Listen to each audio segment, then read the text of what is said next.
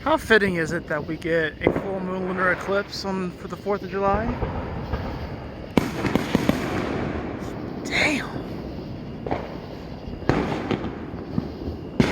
You know, I know pets don't like fireworks, but I'm honestly not a huge fan of them either. You know? I'm honestly not that big of a fan either. But what I am a fan of is that full moon up there. The Cancer at 13 degrees. Woo! Uh-oh, 13 degrees. That's an intense ass degree.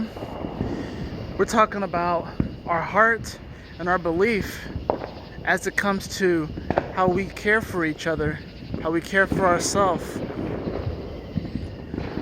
That motherly energy. Nah, I don't really feel the need to go into detail about it. So I think this is going to be a personal experience for all of us. We're all going to go through it together, but I believe the messages will of course be tailored to your experience. So I don't really want to dive too much into what this full moon has to offer. Of course, anytime you get an eclipse, it's a karmic moment. So hopefully they don't block out too much, because we have an eclipse coming. Nature is undefeated. That's for damn sure.